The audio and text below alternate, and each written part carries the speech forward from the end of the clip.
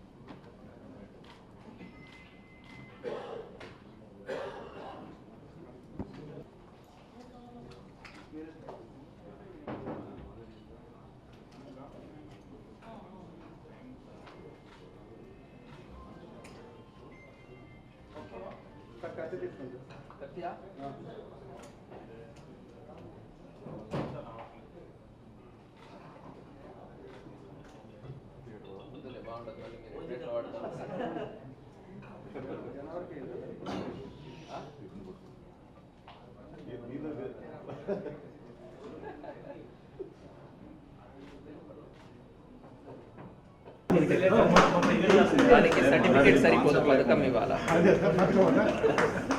కేశగిరి CCS inspector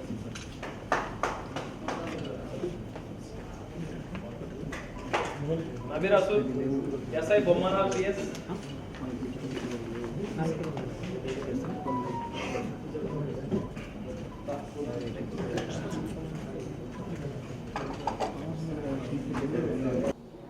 ఇదే నెల 10th, 11th ఆ టైంలో ఒకటి మహిళా పోలీస్ స్టేషన్కి ఒక కంప్లైంట్ రావడం జరిగింది. భర్త నన్ను ఒక వెపన్ ద్వారా బెదిరిస్తున్నారు అని చెప్పి ఒక కంప్లైంట్ రావడం జరిగింది అండ్ హరాస్ చేస్తున్నారు ఇంట్లో డొమెస్టిక్ అబ్యూస్ సంబంధించి. సో ఆ ఇన్ఫర్మేషన్ మేరకు మనము ఆ కేసు రిజిస్టర్ చేసి వాళ్ళ ఇంట్లో సెర్చ్ చేసినప్పుడు ఒక స్వాడ్ ప్లస్ ఒక వెపన్ కూడా మాకు దొరకడం జరిగింది. సో ఫర్దర్గా అతను నల్లి రాజశేఖర్ రెడ్డి అని చెప్పి ఇక్కడ అనంతపురం జిల్లాలో కొన్ని ఫిట్నెస్ సెంటర్స్ జిమ్స్ని ఒక 3 జిమ్స్ని కూడా అతను రన్ చేస్తూ ఉన్నారు. సో అతన్ని తీసుకొచ్చి మేము సోర్స్ ఆఫ్ వెపన్ ఎక్కడి నుంచి వచ్చింది అండ్ బ్యాక్వర్డ్ లింకేజ్ గురించి మనము వెరిఫై చేయడం జరిగింది. సో ఈ వెరిఫికేషన్లో అతనికి మధ్యప్రదేశ్లో మొరేనా డిస్ట్రిక్ట్ సంబంధించి రోహిత్ పర్మార్ మరియు శివం సింగ్ పరిహార్ అనే 2 వ్యక్తులు అతనికి వెపన్స్ని 2022లో పరిచయం అయినట్టు, అప్పుడు ఇతనికి హ్యాండ్ ఓవర్ చేసినట్టు అతను మనకు చెప్పడం జరిగింది.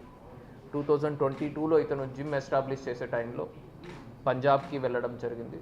సో అక్కడ ఇతనికి పరిచయం అయి తర్వాత ఇదే మొరేనా డిస్ట్రిక్ట్లో అతనికి ఆ వెపన్ కూడా హ్యాండ్ ఓవర్ చేయడం జరిగింది. వెపన్తో పాటుగా కొన్ని రౌండ్స్ కూడా అండ్ మ్యాగజైన్స్ కూడా అతనికి ఇవ్వడం జరిగింది.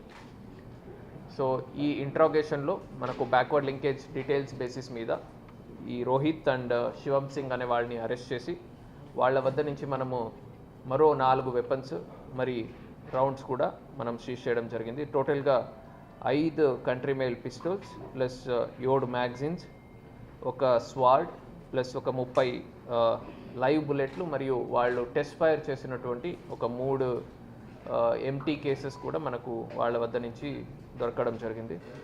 ఈ మధ్యప్రదేశ్లో మొరేనా డిస్ట్రిక్ట్ సంబంధించి ఒక ఆర్గనైజ్డ్ క్రైమ్ కింద వీళ్ళు వెపన్స్ని మ్యానుఫ్యాక్చర్ చేయడము, వెపన్స్ని సేల్ చేయడము అది చేస్తూ ఉంటారు. సో అక్కడి నుంచి వీళ్ళు తీసుకొచ్చి బయట అవసరం ఉన్న వాళ్ళకి కొద్దిగా ప్రాఫిటబుల్ అమౌంట్, అది ప్రాఫిట్ మార్జిన్ పెట్టుకొని వీళ్ళు సేల్ చేయడం జరుగుతుంది.